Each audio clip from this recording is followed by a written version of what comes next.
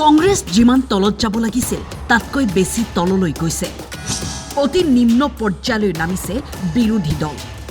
কংগ্ৰেছ দলে নিজৰ চৰিত্ৰ অসমৰ ৰাইজৰ আগত উদঙাই দিছে কংগ্ৰেছ যিমান তলত যাব লাগে তাতকৈ বেছি তলত গৈছে তৰুণ গগৈ লৰা ইমান তলত যাব নালাগিছিল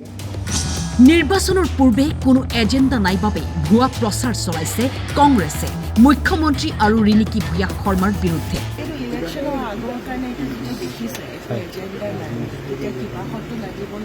হোৱাই আপুনি হিমন্ত বিশ্ব শৰ্মাক ডিফেম কৰিবৰ কাৰণে পাকিস্তানৰ কিয় সহায় লয় মানুহে গৌৰৱ গগৈ আৰু পৱন খেৰাক বিশ্বাস নকৰে পাছপোৰ্টখন সকলোতকৈ ইম্পৰ্টেণ্ট আৰু ভেলিড ডকুমেণ্ট হয় আপোনালোকে জানে তাৰ টাইটেলটোৰ স্পেলিংটো ভুল হ'ব পাৰে নেকি ৰিণিকী ভূঞা শৰ্মা ডাঙৰীয়ানে শৰ্মা টাইটেলটো লিখে SHARAMA আপোনালোকে তেখেতৰ ফেচবুক একাউণ্টত চাই লওকচোন আৰু পাছপোৰ্টখনত লেখা আছে এই ফেক পাছপোৰ্টখনত SARMA এই সমগ্ৰ ঘটনাত আহি পৰিছে এতিয়া Pakistani angle Pakistani social media গ্ৰুপত আপলোড কৰিছিলে এই মানুহজনৰ নাম আছিল আশৰাফ আবেদকালাৰ আবছালাম হুছেইন এই পাছপোৰ্টখন অৰিজিনেলি তেওঁ his date of birth is 1996 সেইকাৰণে তেওঁলোকে কপি পেষ্ট কৰোঁতে ওপৰত 1996টো ৰাখি দিলে তলত 1973 কৰিলে ৰিণিকীৰ যিটো একচুৱেলি যেতিয়া আমি এই দুটা কনফিউজন পালো যে এটাত একেখন পাছপোৰ্ট এটাত ডেট লিখা আছে 1996 সিৰিজটোত তলত লিখা আছে 1973 দিজ ৰেইজ দ্য এলাৰ্ট তেতিয়া আমি ইয়াক বিচাৰোতে সিম্পল গুগল ৰিভাৰ্ছ চাৰ্চতে এইটো ওলাই আহে যে it is this passport this number passport is a lost passport এজন মানুহে ৰিপৰ্ট কৰিছিল পাকিস্তানী ছ'চিয়েল মিডিয়া গ্ৰুপত আৰু সেইখনতে তেওঁলোকে বাকী AI ফটোশ্বপছখিনি কৰি লৈছিল কংগ্ৰেছ নেতা পৱন খেৰাই ৰিণিকী ভূঞা শৰ্মাৰ বিৰুদ্ধে তিনিখন দেশৰ পাছপোৰ্ট থকাৰ যি অভিযোগ তুলিছিল তাক মিছা বুলি অভিহিত কৰি অসম আৰক্ষীৰ ক্ৰাইম ব্ৰাঞ্চত গোচৰ তৰা হৈছে এই ষড়যন্ত্ৰৰ গুৰি ওলাইছেগৈ এতিয়া পাকিস্তান মুখ্যমন্ত্ৰীৰ পত্নী আৰু তেওঁৰ পৰিয়ালৰ বিৰুদ্ধে চলোৱা অপপ্ৰচাৰক লৈ মুখ্যমন্ত্ৰীৰ প্ৰতিক্ৰিয়া সংবাদ মেলযোগে কি ক'লে শুনাৰ আগতে দেখুৱাই লৈছো কেইটামান বিশেষ মন্তব্য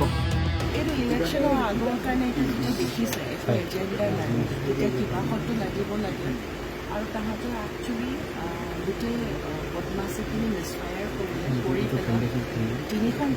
দেশৰ পাছপোৰ্ট থকাটো এইটোতো বছৰত বন্ধ থকা কথা কৈছে আৰু এইটো কমপ্লিটলি ফল্ছ কোনো ভাল মানুহে ভাল মগজ থকা মানুহে 52,000 crore যদি ইনভেষ্ট কৰোঁ মইনো ইণ্ডিয়াত কিয় থাকোঁ ভাই মইতো আজি গোটেইখন বুলি আজি যদি 52,000 crore লয় সেইটোতো আৰু এনেকুৱা কিছুমান কথা কৈছে সেইটো মই একচুৱেলি মোৰ নিজৰ কোনো ভাষা নাই তাৰমানে ক'বলৈ তাহাঁতি সংখ্যাখিনি মাল্টিপ্লাই কৰোঁতেও ভুল কৰি ক'লে যেন পাইছোঁ এনেকৈ হ'লেতো 3-4খন ষ্টেট মোৰ আণ্ডাৰতে থাকিব কিন্তু গোটেই এতিয়া এটা বস্তু সদায় চাব লাগিব যে মিছা কথাটো ক'লেও কিমানটোলৈকে লেভেলটো যাব লাগে সেইখিনিতো অন্তত বুজি চাব লাগিছিল এই পাছপোৰ্টখন লষ্ট বুলি পাকিস্তানী ছ'চিয়েল মিডিয়া গ্ৰুপত আপলোড কৰিছিলে এই মানুহজনৰ নাম আছিল আশৰাফ আবেদকালাৰ আবছালাম হুছেইন এই পাছপোৰ্টখন অৰিজিনেলি তেওঁ his date of birth is 1996 সেইকাৰণে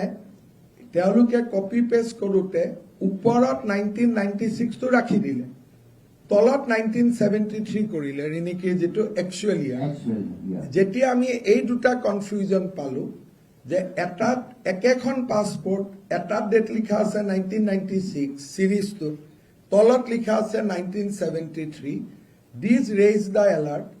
তেতিয়া আমি ইয়াক বিচাৰোতে সিম্পল গুগল ৰিভাৰ্ছ চাৰ্চতে এইটো ওলাই আহে যে it is this passport this number passport is a lost passport এজন মানুহে ৰিপৰ্ট কৰিছিল পাকিস্তানী ছ'চিয়েল মিডিয়া গ্ৰুপত আৰু সেইখনতে তেওঁলোকে বাকী AI ফটোশ্বপছখিনি কৰি লৈছিল যিখন ইজিপ্তৰ পাছপোৰ্ট বুলি কৈছে ৰিণিকীৰ ফটোশ্বপ কৰাৰ পিছত অৰিজিনেল নাম্বাৰটো যেতিয়া সাৰ্চ কৰে ইজিপ্তৰ এটোটো কাৰ পাছপোৰ্ট নামটো ওলাই আহে মিছেছ নিহাদ ইব্ৰাহিম আল ছৈয়দ আলাংগাৰ। এই মহিলাগৰাকীৰ পাছপৰ্টখনত ৰিনিকীৰ ফটোটো এনক্ল'জ কৰি দিয়া হৈছে। প্লেচ অফ বাৰ্থটো আমি ভাৰতে ক'ম,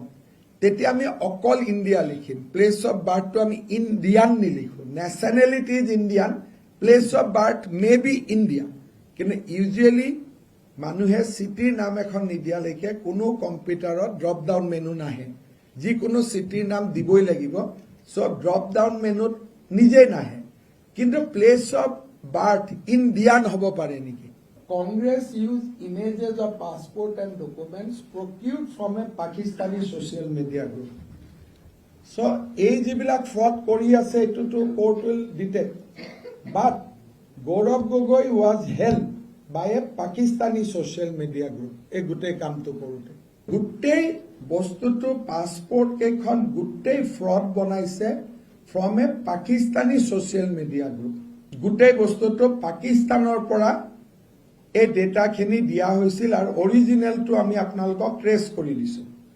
আৰু these are open documents. Tipu চুলতানৰ ফেচবুক পেজ আপুনি চাব পাৰে, তাতে এই পাছপৰ্টখন পাব। গুগল ৰিভাৰ্ছ চাৰ্চ কৰিলে ৰিনিকীৰ ফটোখন নোহোৱা হৈ যাব, অৰিজিনেল ফটোখন আহি যাব। কিমান ভয়ানক ষড়যন্ত্ৰ। 3 তাৰিখে এটা কোম্পানীৰ নাম কৈছে ৰিনিকী নন্দী। কালি ৰাতি প্ৰেছ কনফাৰেন্সৰ পিছত আৰু এটা কোম্পানী ফৰ্ম কৰিলে। এতিয়া আপোনালোকে মোক কওক, 3 আৰু 5 এপ্ৰিলত ফৰ্ম কৰা কোম্পানীটোত 53,000 কোটি টকা লগে লগে কেনেকে জমা হ'ব পাৰে, তাকো ইলেকশ্যন চলি থাকোঁতে। আৰু সৰু সুৰা এমাউণ্ট নহয়, 53,000 crore। মোৰ এইটোৱে বেয়া লাগিছে যে তৰুণ গগৈ ল'ৰা ইমান তলত যাব নালাগিছিলে।